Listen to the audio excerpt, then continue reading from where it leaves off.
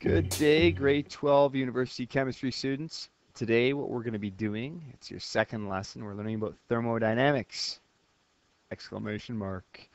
And we're going to learn how to write thermochemical equations, which are just normal balanced chemical equations, but now they have a delta H value or a heat term in the equation.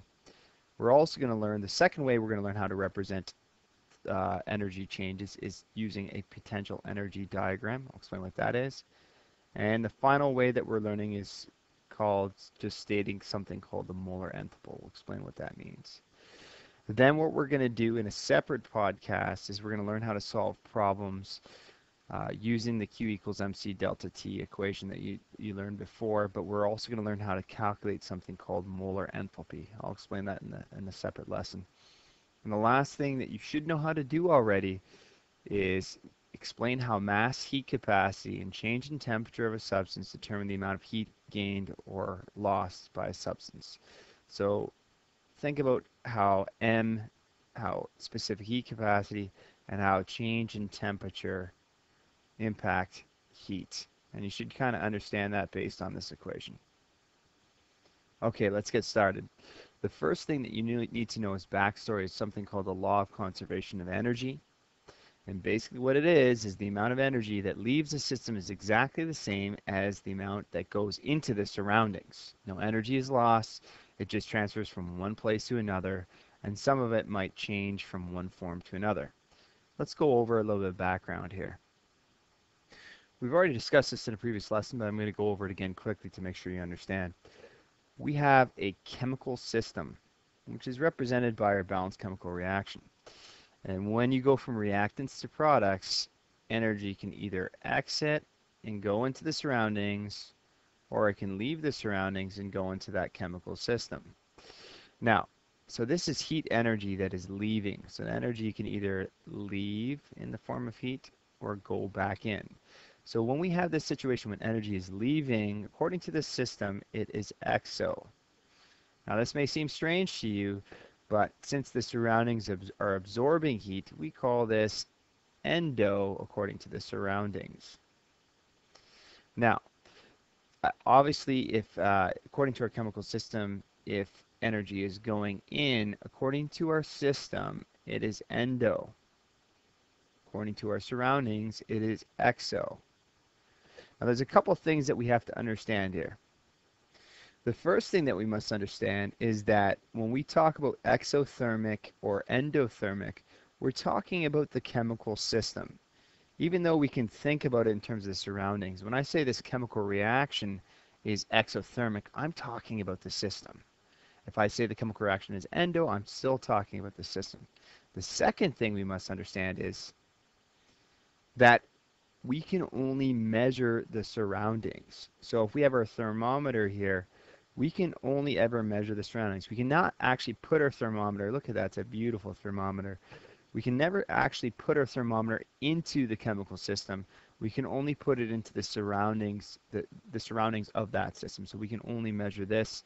If we feel that the surroundings are hot, then it is indeed an exothermic reaction. If we feel the surroundings are cool, then we know it's an endothermic reaction. So what is thermochemistry? Well, thermochemistry is the study of energy, and energy transfer is known as thermodynamics. Thermochemistry is the study of energy involved in chemical reactions and energy changes. In other words, we're really just studying energy transfer, energy changes. And chemists measure or study something called enthalpy, which is the thermal energy absorbed from or released to the surroundings when a system changes from reactants to products. Enthalpy can be described as the change the chemical potential energy, also the thermal energy. Specifically, what we study is the delta H, which is the change in enthalpy, the difference between the initial enthalpy of the reactants and the final enthalpy of the products. It's measured at a constant pressure. For example, okay, so we know that whatever's happening to the system, like I mentioned previously, is opposite to what's happening to the surroundings. So again, in textbooks, they'll often say that the enthalpy change in the system is equal to the heat that is gained or lost by the surroundings. In this class, I'd like you to write it like this. The delta H of the system, so the change in chemical energy, is equal to the heat of the surroundings. Now, all I'm going to change differently here is we're going to put a negative sign. So whatever is happening in the system, the opposite is happening in the surroundings. We have an example here. Zinc, this is my reactants, and this is my products. At a constant temperature and pressure, the following would occur. Heat is released from along with the products, okay? So the enthalpy of the reactants decreases. So we have a negative change in enthalpy because energy is being released into the surrounding environment. So it's this change in enthalpy that's going to release energy, and this energy is eventually going to be absorbed by the surroundings. So in this case, our energy is being released. It's going to be absorbed by our surroundings, and the surroundings is going to get hotter. The best way that we can capture the energy from coming from a system, so the best way we can measure the surroundings and keep everything perfect is in what we call an isolated system. And our best isolated system in a lab is called a calorimeter. Okay? And this is an example of calorimeter right beside you. And all it is a bunch of styrofoam cups, and you have a thermometer here, a cardboard cover on there, and that's supposed to keep everything inside. So most of our information about energy changes come from the experimental technique of calorimetry, okay? And that's the use of the calorimeter. And calorimetry has a few basic assumptions. The first being no heat is transferred outside of the calorimeter, so it is truly an isolated system. The second is any heat that is absorbed by the calorimeter itself is minimal. Sometimes we use a metal or a copper calorimeter, and we know that metal absorbs a lot of heat, so we actually have to keep track of that when we're doing an experiment. But most of the time in this class, we're using like a styrofoam cup where no energy is actually absorbed by the calorimeter. And finally, the last one is that your surroundings are not always water or pure water, but we assume that it is exactly like pure water. We assume it has the same density and the same specific heat capacity of water. So in this class, our surroundings are 99% of the time water solutions. So we assume that they have a specific heat capacity of 4.18 and a density of 1 gram per milliliter. So we're going to continue and show you how we can represent these energy changes, represent enthalpy changes. So we can communicate in 3 different ways. The first way is a thermochemical equation. And these are examples of thermochemical equations. We can either take the heat term and we can put it into the equation itself. In this case, it's at the end here.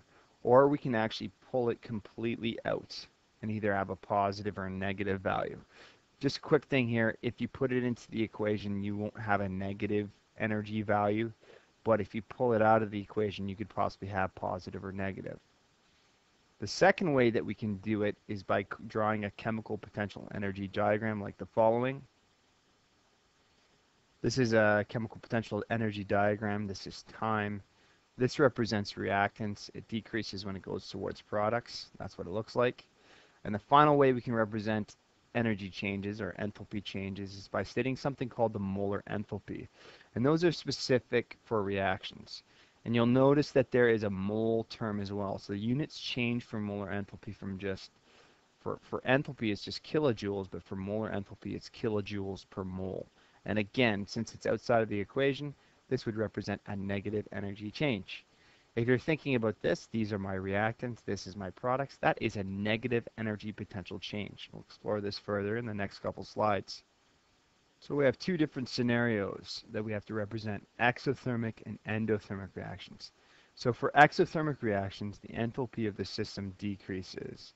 So this means that heat is released into the surroundings.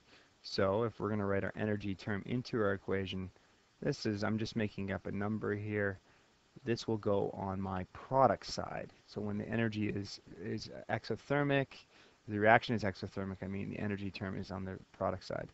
When it is endothermic, for example, like this, you have a positive delta V, okay? So exothermic is negative delta H, positive is an endothermic reaction. Heat is being absorbed from the surroundings, so therefore energy is going to be a reactant. So again, just making up a term here, it is going in, so energy term is a reactant. On the other side, when it is exothermic, it is a product.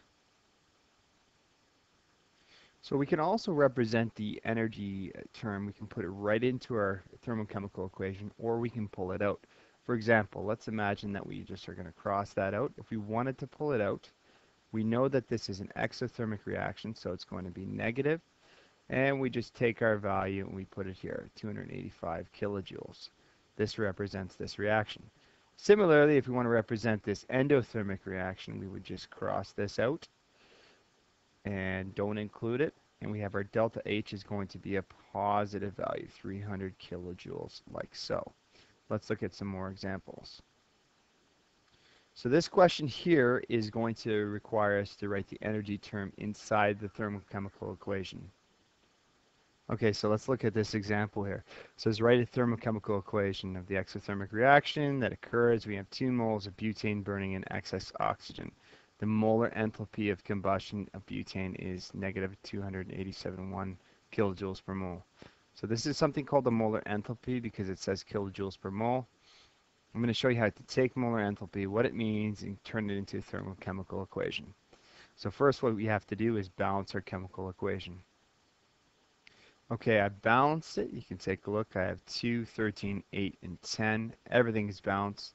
When I look at the equation again, it says I'm burning 2 moles of butane. This is the formula for butane. I'm burning 2 moles of it. And we take a look. It says the molar enthalpy combustion, so I'm going to write that out, is going to be negative 2871 kilojoules per mole. Now that's the amount of energy I release per 1 mole. I'm burning 2 moles. So how would you calculate that out? Let me show you. One thing that you're going to learn is that this C here, the subscript, means it's molar enthalpy. The units for molar enthalpy are kilojoules per mole. To put it into the equation, I can't put kilojoules per mole in there. I have to put in kilojoules. So to find that, I know that there's 271 kilojoules for 1 mole. I am actually burning 2 moles, so I'm going to multiply that by 2, and that will give me my answer. As you can see, my mole units will cancel out. I get it in kilojoules, so this is my final answer. That's the amount of energy I produce from burning 2 moles. Since this is negative, I know that this is exothermic, okay? So that means it's going to be a product, placed on the product side. So we put it like this, 5742 kilojoules on the product side because it's exothermic, and that's the answer. Here's another example. This time they don't want me to put the heat term inside the equation. They want to make sure that I put it outside of the equation. If we look at it, it says SO2 and O2 react to form SO3. The molar enthalpy of combustion is negative 98.9 kilojoules per mole of SO2. What is the enthalpy change for this reaction? Here we balance our chemical equation. Not balanced, but we're going to balance it. Here we go. So now it's balanced. What we have to do is we have to add our delta H value. Now this is going to be either exo or endo. If it's endo, it's going to be positive. If it's exo, it's going to be negative. The term that I have for energy is a molar enthalpy term. It is saying that per mole, I'm going to produce negative 98.9 kilojoules in 1 mole of SO2. As you can see in my equation here, to make this work, I'm burning 2 moles, not 1 mole. So again, to find the enthalpy, we are going to have to multiply our kilojoules per mole times 2. So let's multiply that now. So again, the moles cancel out. You get your units in kilojoules, negative 197.8 kilojoules. And again, I'm not using significant digits there. Technically, I suppose that should have 3, so it should be 198. Just keep that in mind. And that is our thermochemical equation with the heat term outside of it. The second way that we represent energy changes is something called a potential energy diagram. And it shows the potential energy in a graph, okay? Exothermic of the enthalpy system decreases, heat flows into the surroundings for an exothermic reaction. For endothermic, it's going to be opposite. So heat flows from the surroundings into the chemical system. So I'll draw these for you on the next page. Okay, so let's explore the potential energy diagram. So we're going to start measuring potential energy, aka, ladies and gentlemen, enthalpy, okay? So that means potential energy of the reactant. So in an exothermic reaction, what you do, if this is measuring potential energy and this is measuring time, so before the reaction starts, you have your reactants, and your reactants have very high potential energy. Then as the reaction goes on, you decrease the amount of potential energy, okay? So the difference in between these two lines represents the change in enthalpy and delta H. Okay, so what you notice is reactants are higher than products. We start high, we finish low. That means we decrease our amount that we have. Okay, so the opposite can be done for, so this is an exothermic reaction. The opposite can be done for our endothermic reaction, where we start with lower potential energy and we end up with higher potential energy. So let's look at that. And again, the difference is the delta H. So let's be specific here. Time. I'm going to give you a specific example. This just says R and P. For the bottom ones, I want to show you a balanced chemical equation. So a couple things. There's one thing I forgot to add. Technically, you should have a line connecting the reactants and the products, because as the reaction happens, this line connecting the reactants and products, that's actually when you're changing. That's when the actual chemical reaction is taking place. Down here for our endothermic reactions, start with low energy, potential energy, end with high potential energy. So low enthalpy, end up with high enthalpy. So energy is going in, it's getting cooler. The opposite of what happens in exo, things would be getting hot in the surroundings. And again, for this if you notice, CO2, H2O, this is photosynthesis. I don't know the exact delta H, but we know that it's going to be positive, and I'd have to look up the exact value for that. But, you know, it would be something like that, and it would be a positive value. That is a potential energy diagram. And the last way we represent energy changes is just by stating the molar enthalpy of a specific reaction. So again, we don't necessarily write the entire balanced chemical equation of that reaction. All we do is we state the molar enthalpy. So the molar enthalpy is the kilojoules per mole of a substance is undergoing a change. These are some examples of molar enthalpies. You have solution, so something dissolving. So you'd use a little subscript, SOL. Or you could have a molar enthalpy for combustion, where you just write COMB. Or evaporation, just VAP, or freezing, FER. The general term, if you don't know what to put in the subscript, if you're going to write a molar enthalpy, is delta HX. Okay? And that's fine in this class. If I see a subscript next to delta H, then I know you're talking about molar enthalpy. Now, here's an important equation for us to know. And I kind of used it before, I didn't show you exactly, but molar enthalpy is equal to, again, the units for molar enthalpy are kilojoules per mole. So that means that this is delta H, and obviously the letter that we use to represent moles is N. So the equation for molar enthalpy is delta HX is equal to just simply delta H, so the enthalpy divided by the moles. I'm going to continue on here, guys, and I'm going to show you how to do some equations using this stuff. All we learned in this podcast and review, again, is the 3 ways we can represent energy changes.